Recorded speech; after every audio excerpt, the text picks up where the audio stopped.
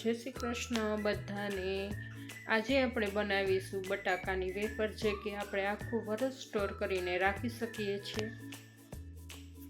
બટાકાની વેફર આપણે ચૂલે બનાવશું, તો ચાલો શરૂ કરીએ। તેના માટે આપણે બટેકા લઈ લીધા છે અને તેમાં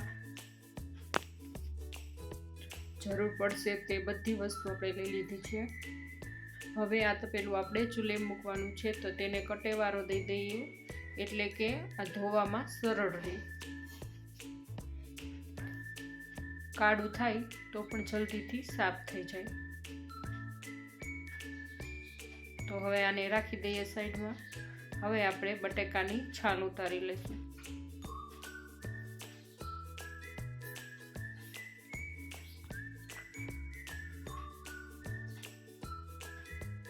બટેકાની છાલ ઉતારી લઈએ આપણે બધા।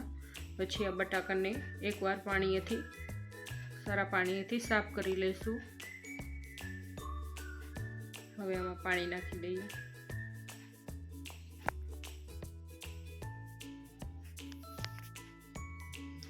હવે આપણે વેફર પાડીશું। વેફર પાડવાનું મશીન લીધું છે। હવે આપણે બધા બટાકાની આવી રીતે વેફર પાડી લઈશું।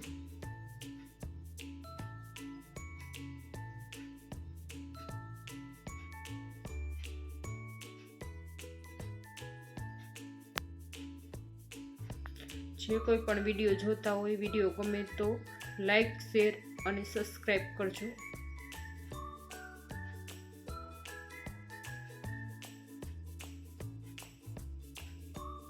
તો આ રીતે આપણે બધી વેફર પાડી લઈશું। હવે આ વેફરને સારા પાણીએ એક વખત ધોઈ નાખીશું।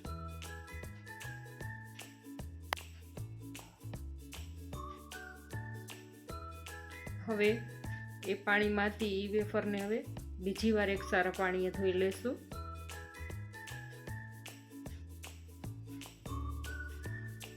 આ રીતે 2 વખત સારા પાણી વેફરને ધોઈ નાખવાની છે। હવે આપણે ચૂલો ચાલુ કરીશું।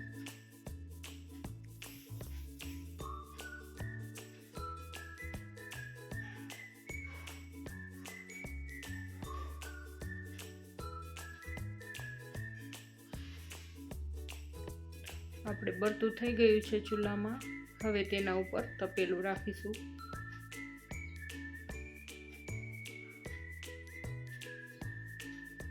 હવે બટાકાની વેફર બાફવા માટે આપણે તેમાં પાણી નાખીશું।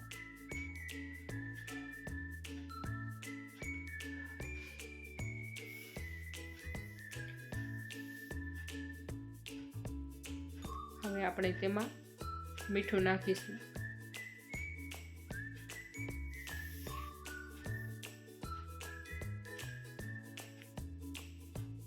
હવે તે પાણીને ઢાંકીને થોડી વાર ઉકળવા દેશું।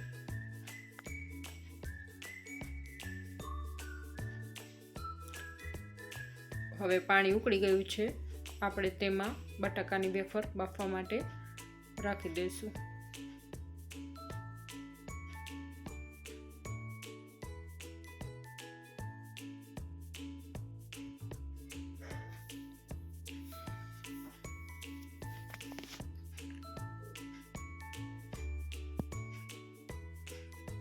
હવે તેને ઢાંકી દઈશું।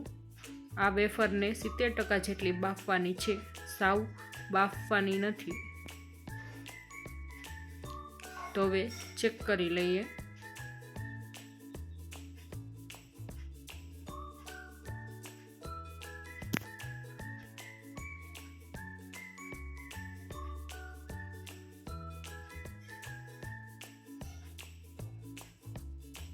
આપણી વેફર બરાબર પાકી ગઈ છે, તો હવે એને કાઢી લઈએ।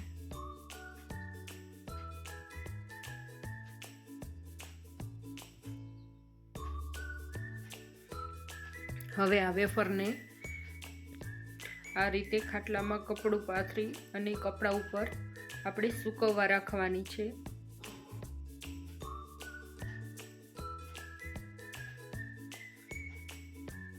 આ રીતે એક એક કરીને વેફરને ગોઠવતું જવાનું છે।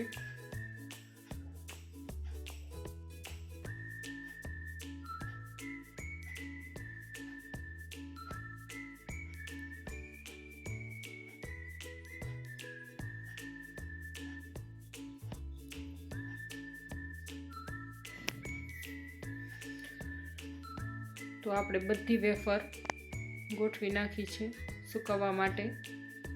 હવે આને એક આખો દિવસ તડકામાં સૂકવશું.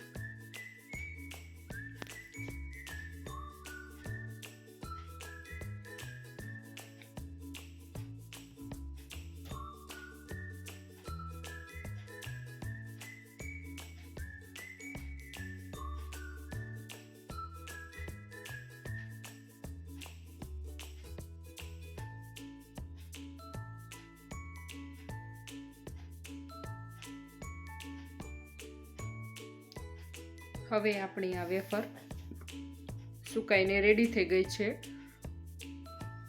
હવે આપણે આને તળી શકીએ છીએ. તો વેફરને આપણે તળી લઈએ તેના માટે તેલ મૂક્યું છે.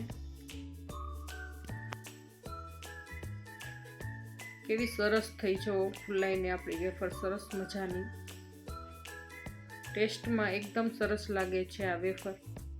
જરૂરથી બનાવજો એક વખત.